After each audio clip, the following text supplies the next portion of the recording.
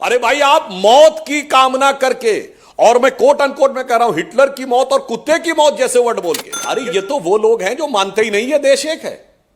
इन्होंने जेएनयू में उनका समर्थन किया जो कहते हैं इस देश में 22 नेशनैलिटीज हैं।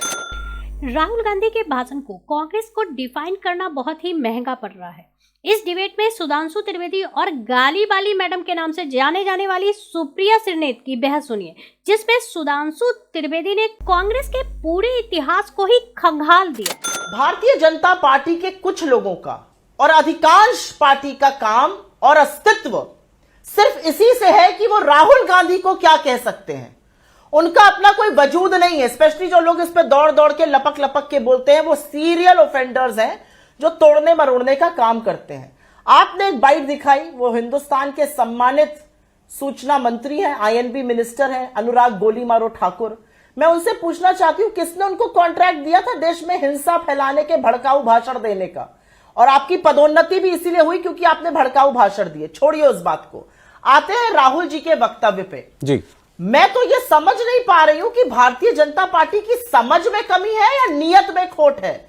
क्योंकि एक व्यक्ति विदेश की भूमि पर कैम्ब्रिज जैसे विश्वविख्यात संस्थान में जाके ये कहता है कि अमेरिका और चीन विश्व को दो भागों में विभाजित कर रहे हैं और भारत का लोकतंत्र ही कारगर आएगा और भारत का लोकतंत्र एक पब्लिक गुड मतलब विश्व के लिए सौगात है। इस पर तो तालियां बजनी चाहिए। हमारी और इनकी कांग्रेस की सोच में जमीन आसमान का अंतर है। जैसे देखिए, ये इको हो रहा है, इसको ठीक करा दीजिए। देखिए, सुप्रिया जी ने कहा कि जब ये बात आई कि वो कह रहे हैं so called defenders of democracy, ये विचार है। इन्होंने कहा राहुल गांधी कांग्रेस के सबसे बड़े नेता हैं, 4 बार के सांसद हैं और कांग्रेस के 135 साल के इतिहास के सबसे युवा अध्यक्षों में से एक हैं और सबसे असफल अध्यक्षों में से एक हैं। तो उनसे मैं कह रहा हूं, उन्होंने कहा क्यों नहीं बोलेंगे अमेरिका और यूरोप का नाम, क्योंकि उनकी नजर में वो डिफेंडर्स ऑफ डेमोक्रेसी हैं। हमारी नजर में भारत मदर ऑफ डेमोक्रेसी है, बिगेस्ट डेमोक्रेसी नहीं है, भारत मदर ऑफ डेमोक्रेसी है। क्योंकि इनकी नजर में आज की डेट में America Europe defenders of democracy नहीं है। 2007 में डॉक्टर मनमोहन सिंह जब ऑक्सफोर्ड गए थे तो उन्होंने कहा था हमने आप लोगों से, यानी अंग्रेजों के लिए कहा था, हमने आपसे बहुत कुछ सीखा है और हम तो एक देश के रूप में चीजें आपसे सीखें। ये लोग वो हैं जिन्होंने इस देश के इतिहास के बारे में कहा कि अंग्रेजों ने आने के बाद इस देश को यूनाइट किया या अकबर ने यूनाइट किया, पहले तो कभी ये देश था ही नहीं। ये वो लोग हैं जो कहते हैं ये देश एक सराय था, बाहर से आके लोग सेटल होते गए तो वो बनते चले गए। तो इन लोगों की देश के बारे में सोच ही यही है। ये अंग्रेजों के बारे में बात करेंगे। I am the prodigal son and want to return to prodigal, I will never leave Ratnagiri. ये चिट्ठी सावरकर जी ने ही लिखी थी ना। आप बात करिएगा, स्वतंत्रता आंदोलन में आपका रत्ती भर सहयोग नहीं था तो मुझे जरा सी भी अचंभा नहीं है, जरा सा भी अचंभा नहीं है कि आप खड़े होकर कहते हैं कि ये देश में हुआ ही क्या है, पाप है यहां पैदा होना। अरे वो कहने में आप कांग्रेस को लपेटना चाह रहे थे ना। 5000 साल की संस्कृति को आपने नकार दिया, आपने आजादी के मतवालों को नकार दिया। माफी मांगी अपने बयान के लिए सबसे पहले। दूसरी बात मैं ये कहना चाहती हूं, बिल्कुल मदर ऑफ डेमोक्रेसी है इंडिया और मदर ऑफ डेमोक्रेसी है इसीलिए हम कहते हैं कि democracy in India is a public good. ये दुनिया के लिए सौगात है। आप इसके बारे में क्या कर रहे हैं, मुझे जरा बताने की कोशिश करिए। आप विपक्ष पर रेड कर कर ईडी में 4 केसेस बढ़ाकर 95% विपक्ष के खिलाफ है। आप लोकतंत्र को सुरक्षित रखिएगा। आप एक बीबीसी और 21 साल की क्लाइमेट एक्टिविस्ट से डरते हैं। आप सीपीआर जैसी एजेंसी पर रेड कराते हैं कि उन्होंने कुछ एक तल्ख आपके खिलाफ आर्टिकल लिख दिया। आप लोकतंत्र के रखवाले हैं। आप लोकतंत्र को दिन दहाड़े लोकतंत्र की हत्या करते हैं। ये आपके मुंह पर बोल रही हूं मैं। देखिए, राहुल गांधी जी पानी पी पी के भारत को गरिया रहे हैं, फिर भी देश की जनता देख रही है। अब जो सुप्रिया जी ने बोला, मैं केवल फैक्ट्स बोलूंगा। सुप्रिया जी ने कहा यह 5000 साल पुराना यह देश है। ठीक है, मैं किसी के प्रति असम्मान नहीं कर रहा हूं, परंतु यह बताइए 5000 साल पुराने देश का राष्ट्रपिता 1869 में पैदा हुआ एक महान नेता कैसे हो गया? अगर देश 5000 साल पुराना है तो 100 साल पहले इस देश का राष्ट्रपिता कहां से आ गया? यह सोच का अंतर दर्शाता है। और दूसरी बात यह दर्शाता है, जो आप कह रही हैं तो मैं भी आपसे कहता हूं, यह सच नहीं है क्या सुप्रिया जी कि कांग्रेस की स्थापना एक अंग्रेज ने की थी, एलन ऑक्टेवियम ह्यूम, और नेहरू जी जब प्रधानमंत्री बने 2 सितंबर 1946 को, तो वाइसरॉय वेबल ने शपथ दिलाई थी अंतरिम सरकार की, यूनियन जैक झंडे के नीचे शपथ ली थी और क्वीन के प्रति निष्ठा की शपथ ली थी। क्वीन के प्रति निष्ठा की शपथ ली थी। आपसे क्या राष्ट्रभक्ति की अपेक्षा की जा सकती है? और 15 अगस्त 47 को कौन था वाइसरॉय, बताइए? गवर्नर जनरल तो उस समय भी माउंटबेटन थे। भारत की सेना का अध्यक्ष कौन था? General Roy butcher. भारत का एयरफोर्स चीफ कौन था? एल्महर्स्ट। सब अंग्रेज थे। और उसके बाद माउंटबेटन के साथ छुट्टियां मनाने 1948 में गए थे, इसलिए वो सबको पता है। अब आते आज के समय के ऊपर, जो आप कहने का प्रयास करती हैं, आपने बहुत अच्छा सीन दिखा रही हैं कि शी जिनपिंग को झूला झुलाया मोदी जी ने, और जानते कैसा झूला झुलाया? झूले में 2 लोग होते ना, एक इधर से एक उधर से।